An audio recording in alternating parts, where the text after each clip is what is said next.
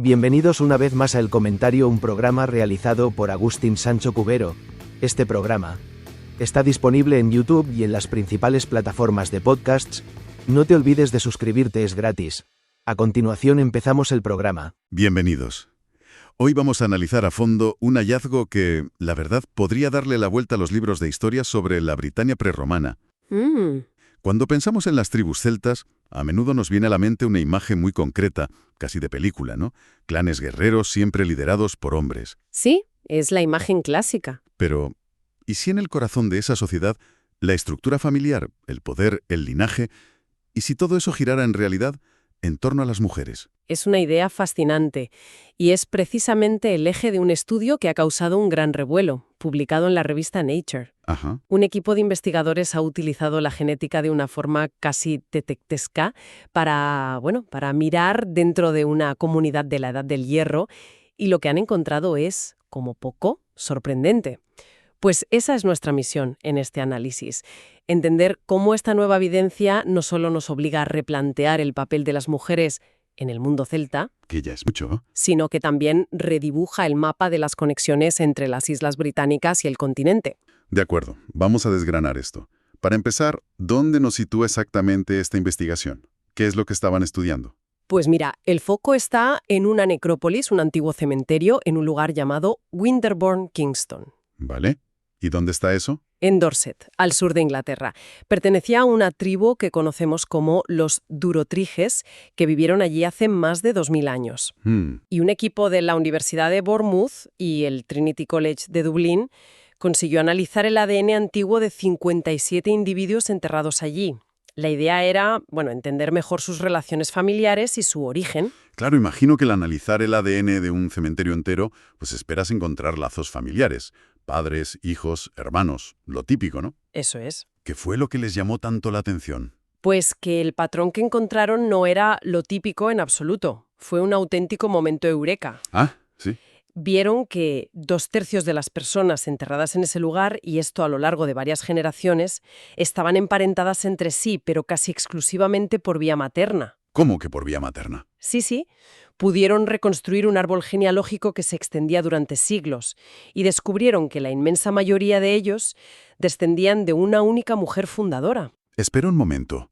¿Quieres decir que podías trazar el linaje de casi todos a través de sus madres, abuelas, bisabuelas, hasta llegar a una sola mujer? Exacto. ¿Y qué pasaba con los padres? Pues esa es la clave. Las relaciones por vía paterna eran prácticamente inexistentes en el árbol genealógico de esa comunidad. Esto apunta directamente a una estructura social que llamamos matrilocal. Matrilocal. Y es un concepto que lo cambia todo. Vale, matrilocal. Suena importante. ¿Qué significa exactamente en la práctica? O sea, ¿cómo vivía esta gente? A ver, significa que cuando una pareja se formaba, el hombre dejaba su propia comunidad y se mudaba a vivir con la familia y el clan de su esposa. Ah, al revés de lo que solemos pensar. Exacto. Las mujeres permanecían en su comunidad de nacimiento, rodeadas de sus madres, hermanas, tías, primas, mientras que los hombres eran los que se integraban como, digamos, externos. Es el reverso exacto de la estructura patrilocal, que es la que asociamos con casi todas las sociedades antiguas. Totalmente. Entiendo. Y supongo que esto era una rareza. ¿Cómo de diferente era este sistema comparado con el resto de la Europa de la época? Era extremadamente inusual, hasta el punto de que esta es la primera vez que se documenta genéticamente de una forma tan clara en toda la prehistoria europea. Vaya. El modelo dominante, y esto desde el Neolítico, era la patrilocalidad. Lo hemos visto en muchísimos otros yacimientos. Claro, un ejemplo muy claro lo tenemos aquí, en la península ibérica, en la cultura del Argar de la Edad del Bronce. Allí los análisis de ADN demuestran justo lo contrario. Los hombres emparentados permanecían juntos y eran las mujeres las que llegaban de otras comunidades. Ya. Los durotriges rompían completamente esa norma. Esto tiene unas implicaciones enormes, porque si las mujeres son el núcleo fijo de la comunidad y los hombres son los que van y vienen, el poder social debe de estar distribuido de una forma muy, muy distinta. Totalmente. Piensan lo que significa.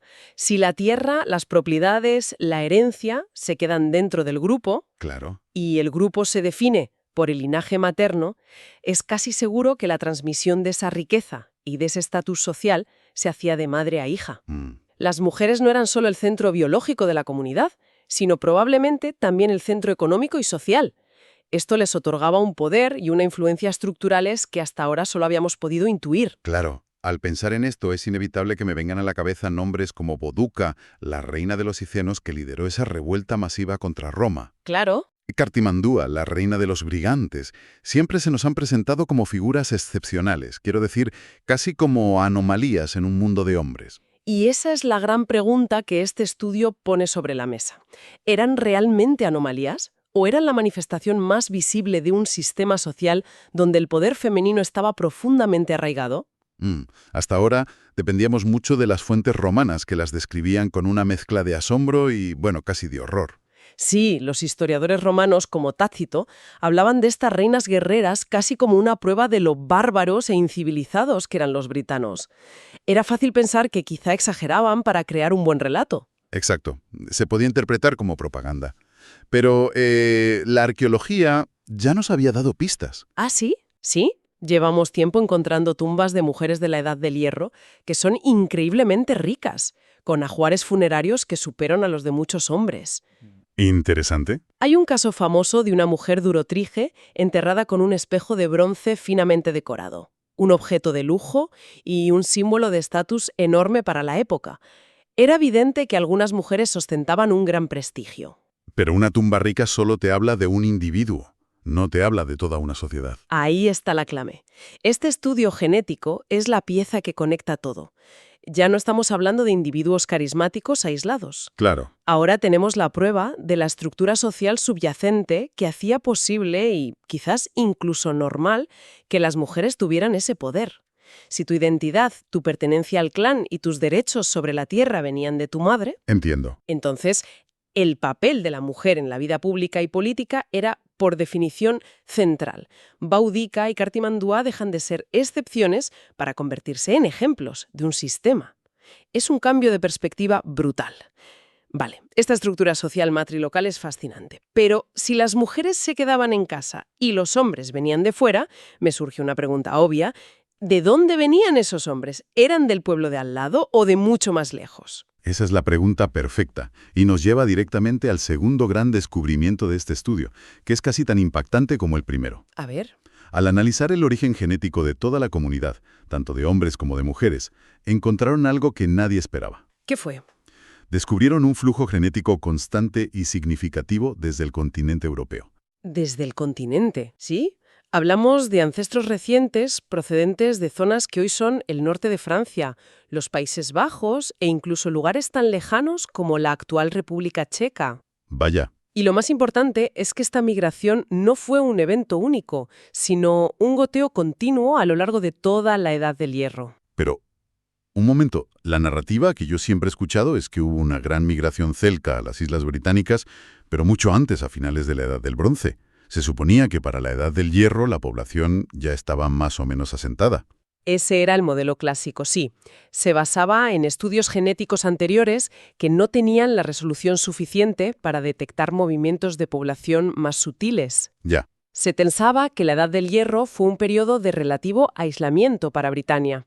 Este nuevo análisis, que es mucho más detallado, ha revelado que esa imagen es incorrecta, al menos para el sur de Inglaterra. O sea que la huella genética estaba ahí. Estaba ahí, pero había pasado desapercibida. Entonces, en lugar de una isla aislada, deberíamos imaginar el sur de Inglaterra como una especie de centro neurálgico, una encrucijada. Exactamente. Los durotriges no eran un grupo aislado. Formaban parte de una red increíblemente dinámica que se extendía a través del Canal de la Mancha. Ajá. Y esta conexión no era solo genética, por el movimiento de personas.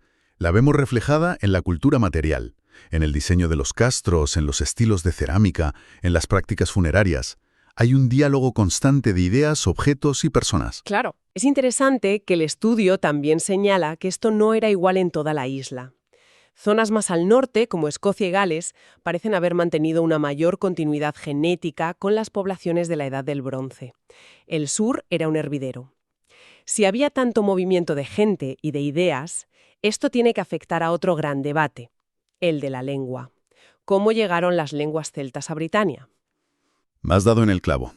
Ese ha sido un tema de debate académico durante décadas. La teoría, digamos, más sencilla y extendida, vinculaba la llegada del celta a esa gran migración de la Edad del Bronce. Claro, un gran grupo de gente llega, impone su lengua y ya está. Exacto.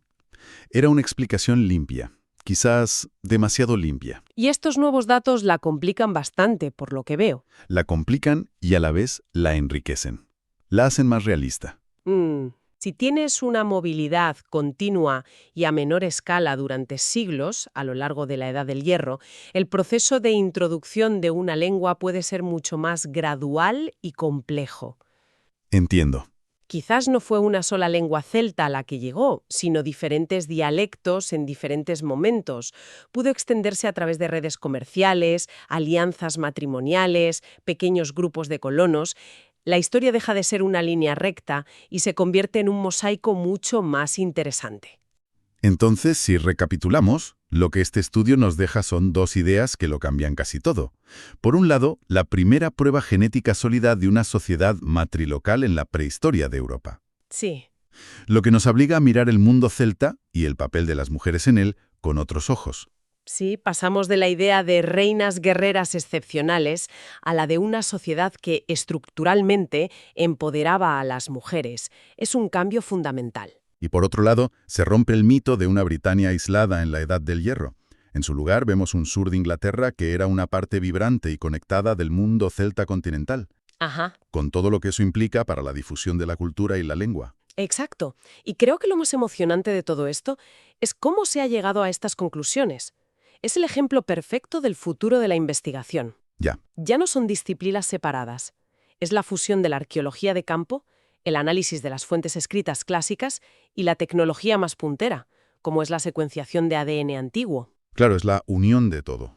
Es como si durante años hubiéramos estado mirando una fotografía antigua, borrosa y en blanco y negro, y de repente alguien nos hubiera entregado una imagen en alta definición y a todo color. Empezamos a ver detalles y complejidades que ni siquiera sabíamos que existían. Para terminar, me quedo pensando en algo que has mencionado al principio. El linaje de todo este clan, de esta comunidad, se remonta a una única mujer fundadora, que vivió siglos antes. Sí. Esto me deja con una pregunta que me parece fascinante.